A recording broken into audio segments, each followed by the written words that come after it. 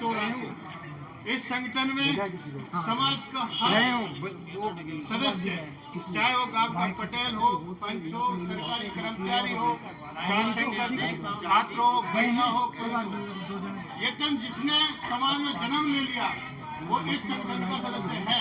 आप मानते इस बात को?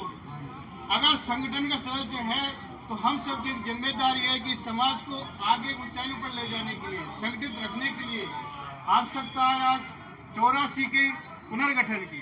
आज तक 84 समाज में समिति ने जो किया, मैं मानता हूँ बेहतर किया, आगे भी आने वाली कमेटी बेहतर करेगी। अब तक जो भी आपसी विवाद था, हिसाब किताब, दंड संड जो भी है, उसे आज इस जयजल के माध्यम से बुला दो। आपसी बैरभाव जो भी है उसे बुला दो। आज एक होकर नई 1 से गिनती करो, 0 से गिनती करो, तब जाके हम सफल होंगे। आप सब सहमत हैं आज चुनाव के लिए? सहमत है? ठीक है साहब, अब मैं चुनाव की रूपरेखा बताता हूँ।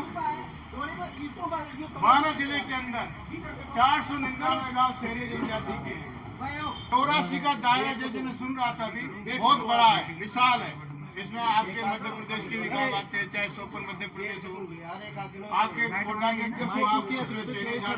जहाँ शहरी रहते हैं। 84 का बहुत बड़ा स्वरूप है और 84 के अध्यक्ष का, सचिव का, कमेटी का, पूरी का बहुत बड़ा दायित्व है कि एक एक व्यक्ति को वो साथ लेके चले। आज हम सब जब ये ठान चुके हैं कि चुनाव हो, तो आपके जो पिछली कार्यकारिणी थी उसकी नियमावली मेरे हाथ में है। नियमावली के अनुसार प्रत्येक 2 वर्ष में चुनाव होने चाहिए। 2017 में इस कमेटी का गठन हुआ, 14/3/2018 को इस कमेटी का रजिस्ट्रेशन हुआ है बेकायदा, जिसका रजिस्ट्रेशन नंबर 100015 है।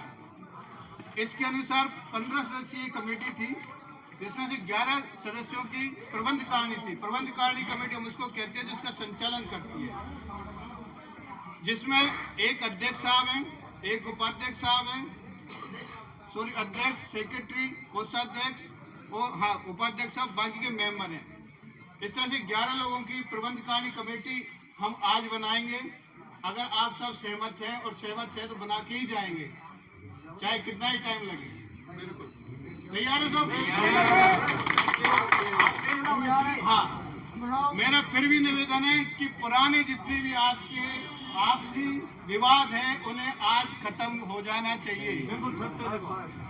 अगर आपस में एक दूसरे के प्रति विमनस्यता रखेंगे, बैरभाव रखेंगे, तो समाज के विकास के संदर्भ में हम कुछ भी नहीं सोच सकते। एक दूसरे की टांग खींचेगा। समाज जब बढ़ेगा, जब टांग खींचने बन जाए हम उसको धक्का दें हल्का सा, तो अपने आप ही समाज बढ़ जाएगा।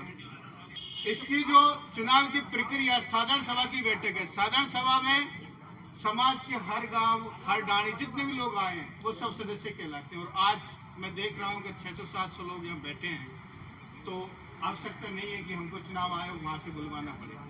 एक उपाध्यक्ष, एक मंत्री, एक कोषाध्यक्ष और 7 सदस्य। मैं एक नया फॉर्मूला लेके आया हूँ कि ग्राम वार समिति हम जो बनाए, आज तक 84 कमेटी सदस्य का यह आरोप रहा है, पूरी समिति के अध्यक्ष का, पूरी कमेटी का, कि हमसे कर्मचारी नहीं जुड़ते, हमसे स्टूडेंट नहीं जुड़ते। क्या मैंने सुना भी चाहिए, सही है सर? तो एक फॉर्मूला लेके आया हूँ कि हम एक पंच कमेटी ग्राम वार बनाए 11 सदस्य, जिसमें वहाँ के पटेल साहब 1, पंच साहब 2, शहरी कर्मचारी जो राजकीय कर्मचारी है 3, शिक्षा सहयोगी माहवाड़ी में पोस्टेड हर जगह माहवाड़ी 4, छात्र संघ का सदस्य 5, 3 महिला सदस्य और 3 और आपके जो लोकल गांव के मेंबर हैं, उनको मिलाकर हम 11 की एक कमेटी बनाए। सहमत है सभी? इससे क्या होगा कि एक महिलाओं की भागीदारी हमारे साथ बढ़ेगी समाज के संगठन में, कर्मचारी भी उससे जुड़ेगा, छात्र भी जुड़ेगा, शिक्षा सहयोगी भी जुड़ेगा। हर स्तर की अपनी अपनी समस्याएं, चाहे वो कर्मचारी हो, चाहे वो शिक्षा सहयोगी हो, समाज हो। जब एक कॉम्बिनेशन के रूप में हम अगर कमेटी का गठन करेंगे तो हमें ये पता लग जाएगा कि वास्तविकता में हमारे गांव में कौन पीड़ित है। आजकल हम डोर टू डोर नहीं पहुंच पाते, प्रत्येक व्यक्ति तक हम नहीं पहुंच पाते, तो हमें समस्याओं के संकलन में बड़ी दिक्कत आती है।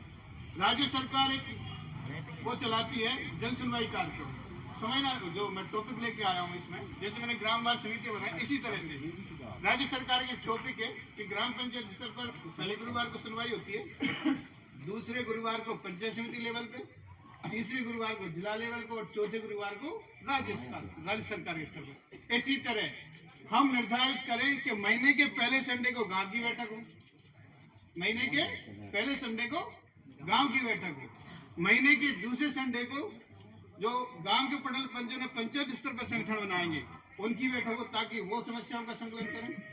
अगर निश्चित टाइम में एक टाइम में प्रत्येक दिन अगर एक दिन निर्धारित कर दिया कि इस रविवार को प्रत्येक गांव में शेरे समाज की बैठक होनी चाहिए, तो प्रत्येक गांव में बैठक होगी, वहां की आम जन समस्याओं को वो इकट्ठी करेंगे।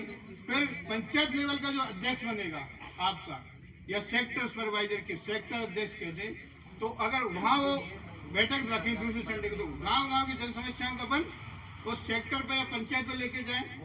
तीसरे जो रहेगा वो हम रहेगा ब्लॉक लेवल पे, जैसे शाहबाद है, किशनगंज है, छबड़ा, चिबड़ो, अंता मांगरो, तीसरे वहाँ बैठक हो जाए। और जो चौथे संडे रहे, हर 3 महीने की बात कर रहा हूँ मैं, और आवश्यक हो तो बीच में भी रख सकते हैं आप, यहाँ केलवाड़ा में समस्त अध्यक्षों की बैठक कर सकते हैं। इससे समाज में एक रूपता बनी रहेगी। कोई कार्यक्रम आपका ऐसा छूट जाए या कोई जन समस्या ऐसी छूट जाए, तो प्रत्येक गांव से वो समस्या आप कलेक्ट कर सकते हो, कोई गांव आपसे छूटेगा नहीं। कर्मचारी और शिक्षा सहयोगी को साथ लाने के मेरे पीछे कारण ये है कि हमारे जो समाज है अधिकतर निरक्षर है, अनपढ़, समस्याओं का लिखना करना डॉक्यूमेंटेशन करना नहीं समझ पाते। लोग गरीब लोग जाते हैं अपनी एप्लीकेशन लिखाने, तो उनसे जो वकील है 50-100 रुपये लेता है, अपने समाज के पैसे नहीं जाते। अगर कमेटियों में समाज के कर्मचारी, समाज के शिक्षा सहयोगी रहेगा, तो कहीं ना कहीं ये डॉक्यूमेंटेशन की जो दिक्कत है वो खत्म हो जाएगी। 1 महीने के अंदर अंदर प्रत्येक गांव की कमेटियां बना के यहाँ सीतावाड़ी बालू मंदिर पर जमा कराए उस समिति को, रजिस्ट्रेशन